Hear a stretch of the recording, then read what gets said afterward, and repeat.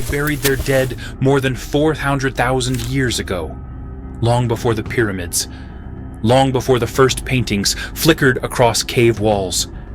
They carried the bodies of their fallen into the dark past predators, past the cold, into the earth itself.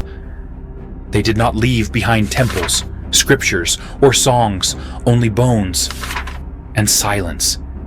Deep beneath a mountain ridge, in what is now northern Spain, within a chamber that remained sealed for nearly 500,000 years, 28 individuals lay together in a pit, their skulls fractured, their bodies placed, with deliberate absence of chaos, no signs of animal disturbance, no random scattering. A single tool found among them, a hand axe, shaped like a teardrop, sharper than it needed to be. Perhaps it was never meant to be used. This was no natural burial. This was something else. The cave Cima de los Huesos, the pit of bones, is the earliest site on Earth, with evidence that hominins treated their dead differently from the living. Long before Homo sapiens would etch their memories onto stone, long before language, long before myth, there were others who remembered, but they were not human. At least, not yet. Their name is almost never spoken in public discourse. They left no trace of cities, no remnants of art, no symbols carved into rock. And yet, they held fire. They hunted with wooden spears. They worked together to bring down elephants and horses. And somewhere, in the cold hush of prehistoric Europe, they began to bury their dead.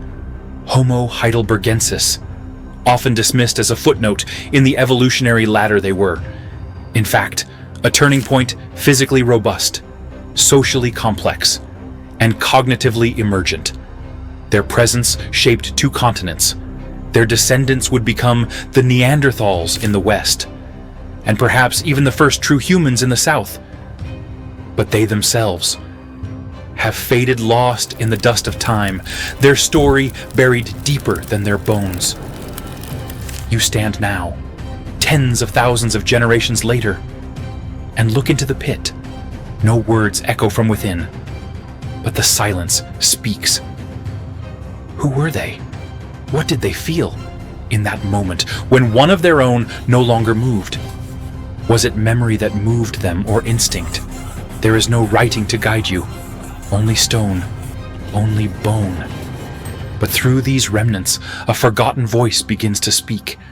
To understand who we are, we must first remember who we chose to forget. And so the search begins not for the first human, but for the first human mind. To trace the path of Homo heidelbergensis, one must return to the shifting rhythms of the Middle Pleistocene, a time when the Earth breathed in ice and exhaled warmth.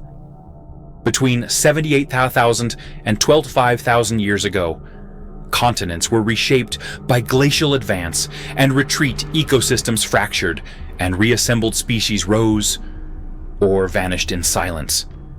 It was not a single world, but a sequence of unstable realities. And in that uncertainty, new kinds of minds emerged. Heidelbergensis appeared in a fractured landscape, scattered across Africa, Europe, and parts of Western Asia. Their fossils are found from the banks of the Zambezi to the limestone caves of Atapuerca. They walked across open grasslands, through forested valleys, along windswept river corridors cut deep by meltwater. They moved with purpose, not just to follow herds or flee storms, but to shape their place within that world. In southern Africa, the broken hill skull, also known as the Kabwe cranium, bears the wide brow and heavy structure that would echo in later hominins. In Germany, at Schöningen, a series of wooden spears were discovered buried beside butchered horse bones, perfectly balanced, carved from spruce, designed to be thrown. One measured more than 2 meters, its point hardened by fire. These were not crude branches picked from trees, they were weapons, made with precision.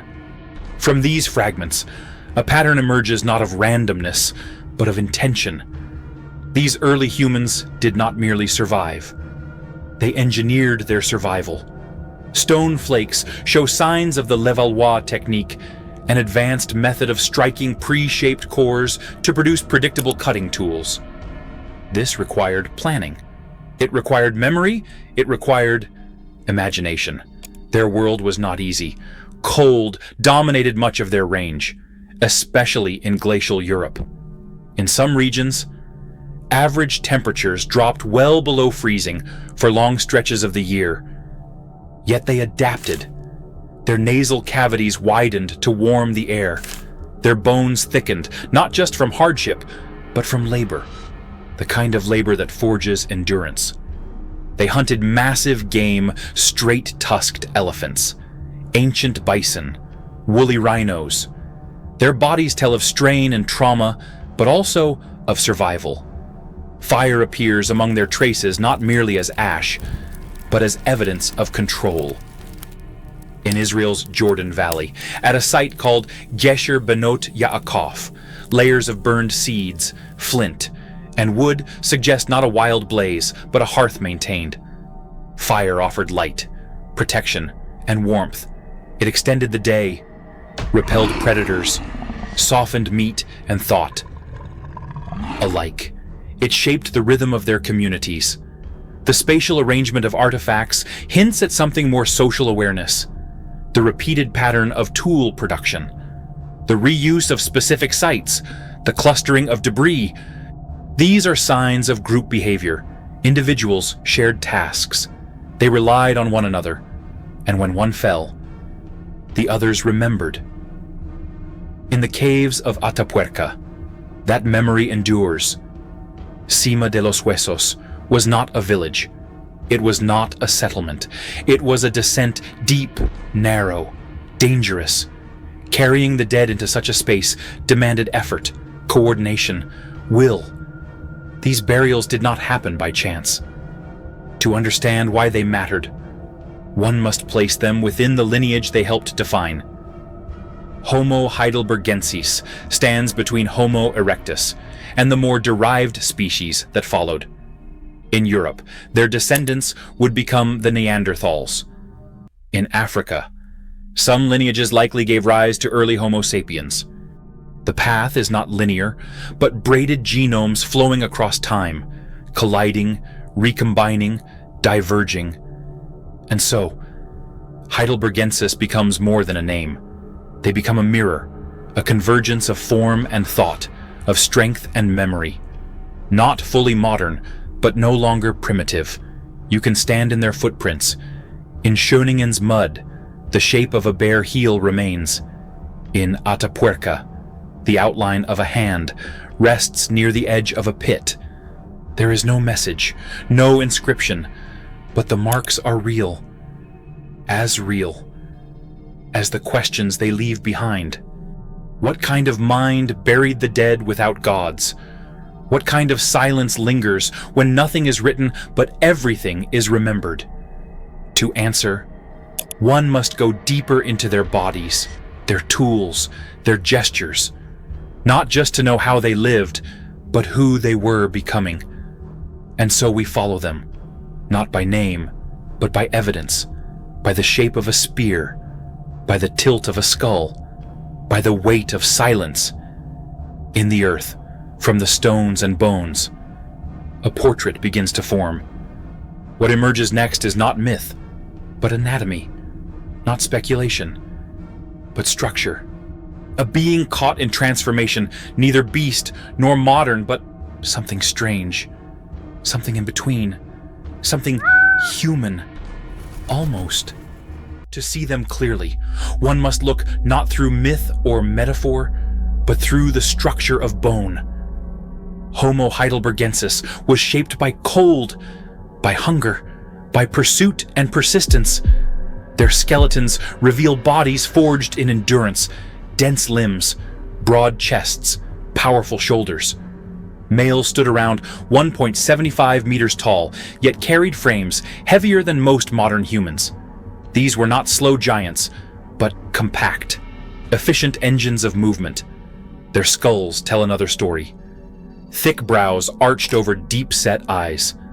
The cranium rounded, yet low, held a brain averaging between 1,200 and 1,300 cubic centimeters larger than Homo erectus, edging toward modern human range. The back of the skull projected slightly, a trait inherited from ancestral forms, but the frontal lobe was already expanding. Within that chamber, capacity for memory, anticipation, and complex decision-making was beginning to stir. The face protruded forward, with wide nasal openings, an adaptation to frigid climates, warming and humidifying the air before it reached the lungs. The jaws were robust, anchored by powerful muscles capable of tearing sinew and grinding roots. Yet it is not the bite that defines them, but the structure behind it, the subtle refinements in the throat and hyoid bone. These small features suggest a vocal tract approaching the shape required for speech. Not language as we know it, but a scaffold for something more than growls or calls. Perhaps rhythm, perhaps cadence, perhaps intention. In the hands, clues emerge, the thumb aligned more closely with modern proportions, allowing for greater grip precision. Combined with broad fingertips and strong wrists, these hands were not merely tools of survival, they were instruments of transformation. With them, they carved stone, not randomly, but with foresight. The levallois technique they employed involved preparing a stone core in advance, then striking it in a way that produced uniform flakes. This required memory, spatial awareness, mental rehearsal. It was thought translated into form. From Schoningen, the wooden spears offer a glimpse of engineering beyond stone. Shaped from spruce, balanced for flight, hardened by fire. They speak of a mind that not only acted, but anticipated. These weapons were designed to fly before they were ever thrown to strike, before the target appeared. To survive, they had to think forward. But survival was not their only concern. The care of injured individuals with healed fractures and signs of long-term support indicates social bonds. And the burials at Atapuerca, intentional in their depth and singular in their accumulation, hint at something even deeper, a recognition of loss, a pattern of farewell. You follow their remains through sediment. And time, each femur, each molar, each flake of stone is a sentence in an unwritten language. Not one of words, but of actions repeated. Bodies built not just to endure, but to remember. What begins to emerge is not a monster, not a missing link, but a presence ancient, deliberate, unfinished, not yet us, but no longer them, and now in the bones, in the spears, in the firelight still flickering at the edge of imagination. The question is no longer what they were. The question is what they began. The story of Homo heidelbergensis is not defined by a single moment of innovation, but by a gradual accumulation of shifts, biological, cognitive, and cultural, that shaped the arc of human evolution. They stood at a critical threshold, no longer driven solely by instinct, not yet fully conscious of culture. And yet, in the narrow space between those states, something irreversible took root. Their tools were not extensions of reaction, but reflections of mental rehearsal. The levallois technique demanded planning across time and understanding of steps before the first strike was made. This foresight is more than mechanical. It signals a growing capacity for abstraction, for envisioning a result that does not yet exist, and acting to realize it. That alone marks a leap beyond survival. It marks the dawn of intentionality. Their coordinated hunting practices, revealed through cut marks on megafaunal bones, and the aerodynamic symmetry of their spears, suggested more than cooperation. They point to communication, to shared strategy, to roles distributed and rehearsed, whether through gestures, vocalizations, or a precursor of symbolic calls. This early choreography laid the groundwork for collective intelligence. But perhaps their most enduring contribution lies not in tools or tactics, but in memory. The long-term care given to injured individuals speaks to a recognition of value beyond immediate utility. A lame hunter, an elder with worn teeth. They were not abandoned. They were kept close, fed, protected. This was not just strategy. It was recognition. In those actions, empathy begins. Their range stretched across continents. In Europe, they gave rise to neanderthals, who would later perfect their cold-adapted forms. In Africa, a population of heidelbergensis may have continued evolving, branching slowly toward Homo sapiens. The split was not clean. Fossil evidence and genetic traces suggest overlap divergence, perhaps even interbreeding. They were not a single point in time, but a lineage in motion. They introduced permanence into behavior, not just by digging pits or building hearths, but by repeating gestures, shaping tools in the same way, returning to the same places, performing the same acts when one of their own died. These patterns suggest something deeper than instinct. They suggest ritual, and ritual means memory formalized. It is in this possibility that their true legacy emerges not as creators of civilization, but as initiators of continuity. Before sapiens carved symbols, before Neanderthals adorned themselves with pigments or beads, heidelbergensis carried the dead into a pit in the dark, with a single hand axe by their side. Perhaps they did not yet imagine an afterlife, but they imagined a difference between life and death. And that was enough. What they began would echo forward in every gesture of farewell, in every grave dug with intention, in every monument to the vanished. There is something of them, a thought that does not disappear when a life ends, a trace that remains not in the body, but in those left behind. And in the stillness of that gesture, simple, unadorned, deliberate, a question remains. Why did they return to that cave? Why bury the dead at all? The answer lies not only in the act itself, but in the mind that conceived it, a discovery that challenges what it means to be human and what it means to remember. For centuries, the origin of symbolic behavior was believed to belong to Homo sapiens, a threshold crossed with the first cave paintings, the earliest ornaments, or the rise of language. But in the heart of northern Spain, beneath the karst ridges of the Sierra de Atapuerca, that narrative has fractured. Cima de los Huesos. The Pit of Bones is no ordinary fossil site. It is a vertical shaft, 12 meters deep, accessible only through a network of narrow limestone passages. At its base, archaeologists uncovered a mass accumulation of hominin remains, at least 28 individuals represented by over 7,000 bones. Crania fractured post-mortem. Bodies not ravaged by animals. No signs of natural collapse.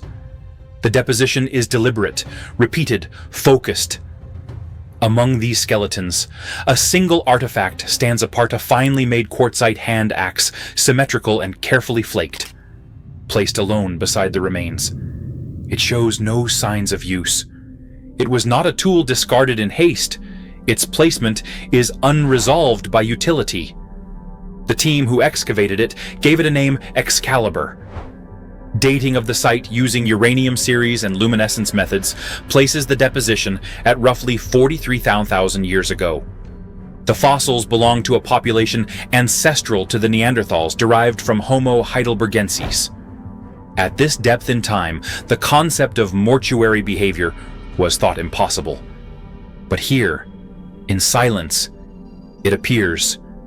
The implications are profound. Intentional deposition of the dead is not a casual act. It requires abstraction, a recognition that a body is not like other objects.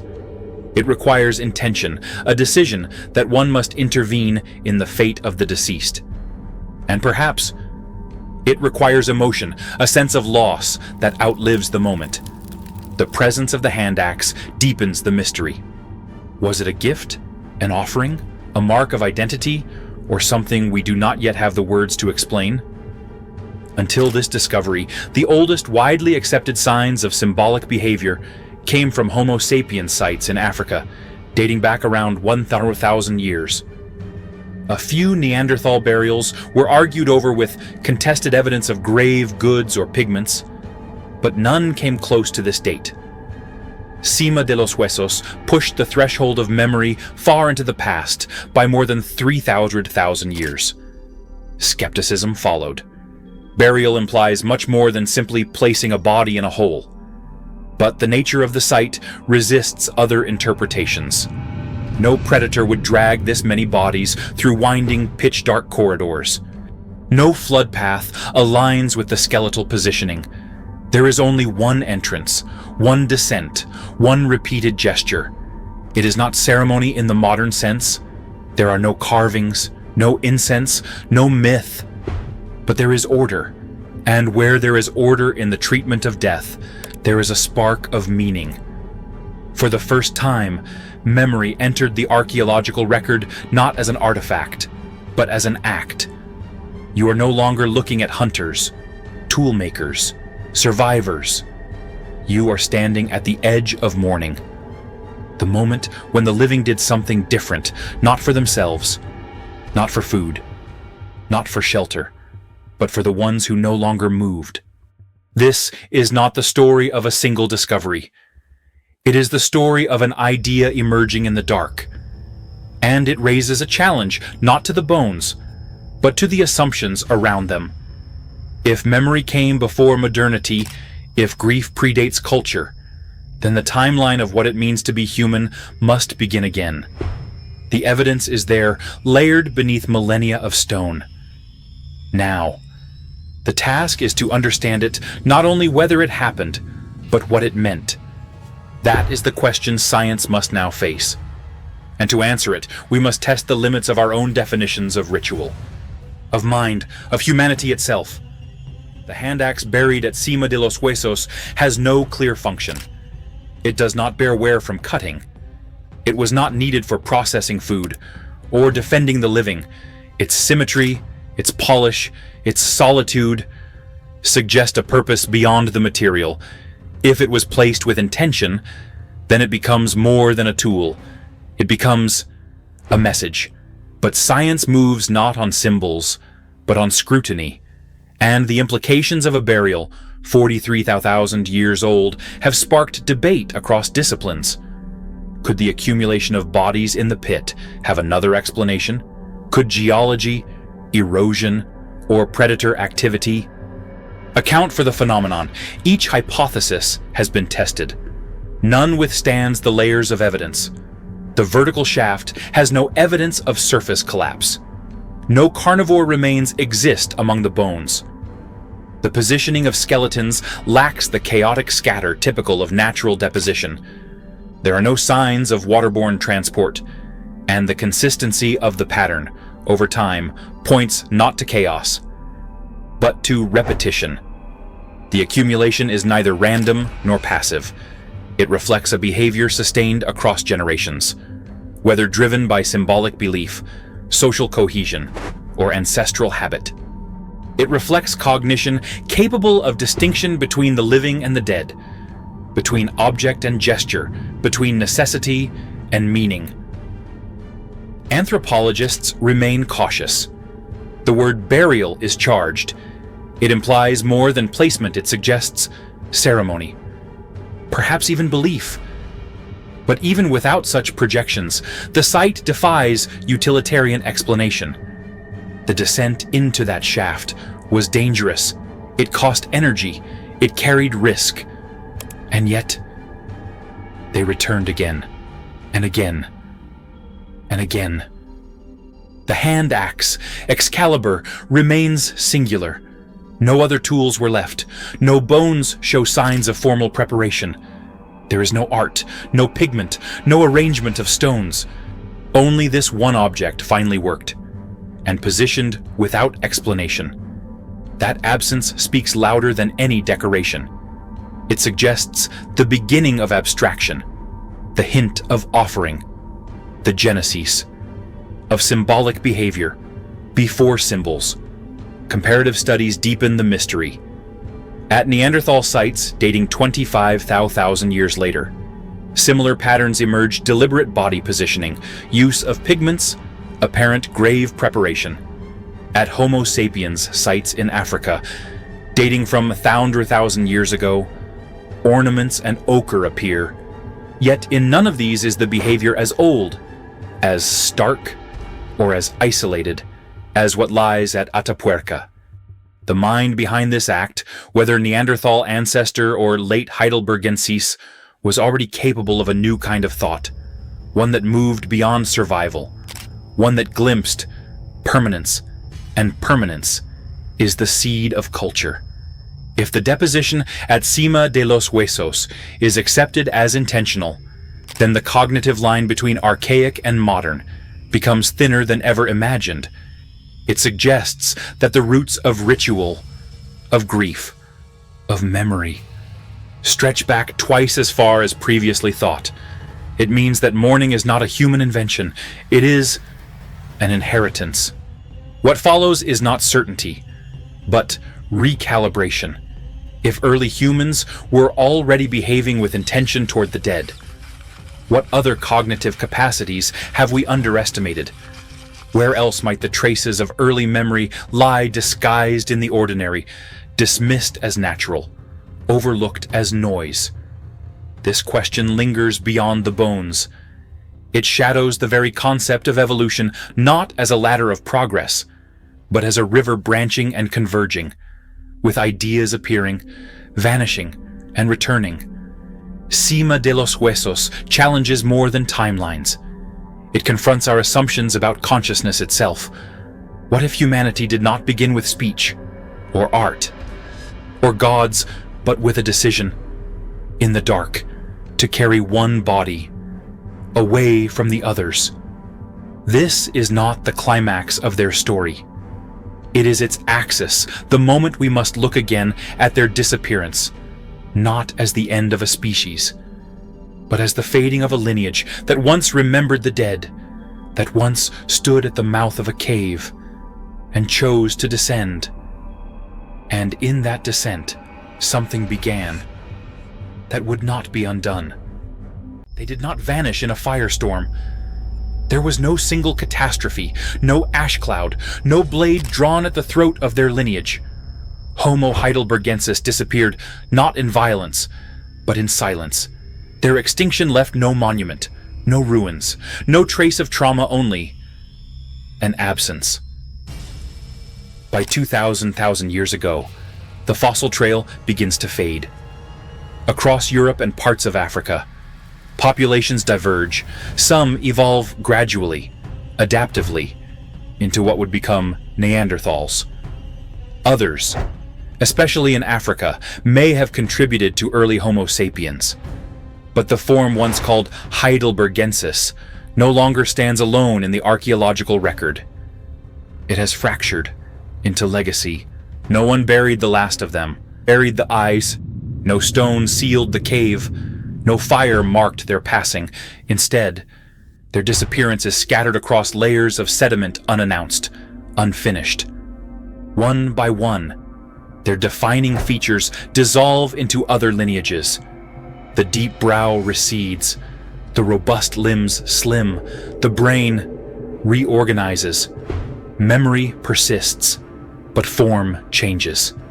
The regions they once roamed shifted beneath them. Europe plunged into deeper cold. Forests shrank. Ice sheets advanced. Game patterns altered. And with them, the balance of survival. Perhaps their range contracted. Perhaps their groups splintered. Perhaps they adapted too slowly or not at all. No record tells for certain. What remains is a question: did they go quietly into the evolutionary current? Or did they endure for a time, watching, adapting, failing, before fading into those who followed, in places like the Ain Boucherit Basin in Algeria, or the Kapthuran Formation in Kenya? Stone tools bearing their signatures persist just beyond their presumed end. The line between their hands and the hands of others is not sharply drawn, nor is the line between presence and absence. Their extinction was not an event, it was a transition. But with their passing, something did end. A way of being rooted in endurance, forged in collaboration, guided by memory, slipped from view. They had begun rituals without symbols. They had shaped tools with foresight. They had buried their dead, but not themselves. And now, in the layers above their final appearance, new faces emerge. Neanderthals in the west, with broader chests and thicker bones. Early sapiens in the south, with slender limbs and complex tools. The world moves forward, yet no other lineage would hold precisely their shape, their synthesis of strength. And awakening mind. Their story ends not in a moment of collapse, but in the slow diffusion of identity. You do not hear their final word, but you sense the silence that follows. And in that silence, echoes remain not only of what they were, but of what they could have become. The consequences of that fading are still unfolding, not only in bones, but in us. The disappearance of Homo heidelbergensis marked more than the end of a species. It was the quiet erasure of a cognitive path, a unique arrangement of mind and body that once bridged instinct and reflection. In their fading, evolution did not pause, it diverged. And in doing so, something was both lost and passed on. Their absence altered ecosystems. Apex predators vanished alongside them. Prey species either scattered or surged. In Europe, where heidelbergensis once hunted elephants and bison, new competitors emerged: Neanderthals, with broader bodies and stronger lungs, sculpted by cold. In Africa, early sapiens began to shape their tools with finer precision, their social structures growing more intricate. But the foundation beneath both remained the same: the ability to plan, to remember, to mourn. Those capacities did not arise in isolation. They were cultivated across generations. Gestures once made by heidelbergensis passing tools, caring for the injured, carrying the dead seeded neural patterns that would later give rise to ritual, to art, to story. Their behaviors shaped the architecture of cognition itself. But with their extinction came a rupture. No lineage would again embody their precise balance of endurance, an emerging symbolic thought. Later, humans would develop art, religion, myth, yet they would also forget the ones who first looked into death and responded with something more than retreat. That forgetting carries a cost. When memory narrows, so too does understanding. The loss of heidelbergensis is not only a paleontological fact, it is a reminder of fragility. Intelligence is not destiny. Memory is not immunity. A mind capable of wonder can still vanish without trace, yet echoes of their way of being endure. In every deliberate farewell, in every shelter built not just for function, but for comfort, in every fire kept burning into the night, their legacy is not written in symbols, but in tendencies, in the architecture of care, in the rhythm of thought, in the threshold between necessity and meaning. What vanished in silence continues to shape how you live. And so, their story does not end in extinction. It continues in consequence, in the long shadow they cast over everything that came after. To understand that shadow is not to grieve what was lost. It is to recognize what remains, what lingers, what endures beneath your feet, behind your breath, within your memory. That understanding now calls for closure, not to end the story, but to listen for the message left behind. More than 4,000 years ago, a lineage of humans walked across the shifting landscapes of Africa and Eurasia. They carried fire, they shaped tools, With foresight, they hunted together, endured injury, and cared for the weak. And in a dark cave beneath the mountains of northern Spain, they did something astonishing. They returned to bury their dead. Homo heidelbergensis was never meant to be remembered. They left no paintings on stone, no bones carved with symbols, no myths passed down through story. And yet, through sediment and silence, their presence endures. In their anatomy lies the architecture of modern humanity. In their actions, the first echoes of memory. In their choices, the earliest tension between instinct and meaning. Their disappearance was not marked by disaster, but by transformation. Some became Neanderthals, shaping their world with physical resilience and visual precision. Others gave rise to Homo sapiens, who would eventually speak, sing, and build civilizations. But neither inherited their world untouched. What was lost with heidelbergensis cannot be replicated. Their rhythm of survival, their balance between endurance and thought, their instinct to carry the fallen into the dark, it was theirs, alone. And yet, something of them remains in your breath, as you pass a graveyard, in the pause you take beside a dying flame, in the quiet understanding that death is not merely absence, but a moment that demands witness. These traces are not fossils. They are functions of mind inherited not through words, but through time. Their story is not just about who came before. It is about who we choose to remember. In a world where ecosystems unravel and species vanish faster than they can be named, memory becomes more than sentiment. It becomes responsibility. To preserve is not simply to protect the living. It is to honor the accumulated knowledge of those who came before. Each extinct lineage is a library burned, each forgotten ancestor a chapter closed too soon. To recognize the mind of heidelbergensis, to see them not as relics, but as thinkers, mourners, innovators, is to widen the definition of what it means to be human.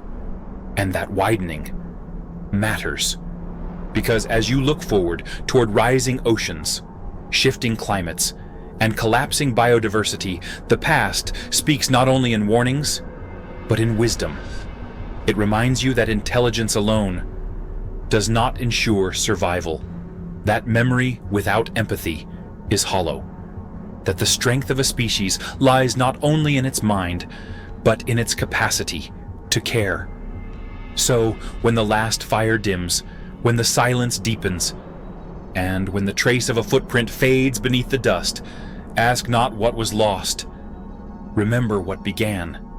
And in that remembering, carry forward what matters most, not just in knowledge, but in action, not only in thought, but in responsibility. Because the future is not made by those who survive. It is made by those who remember why survival matters.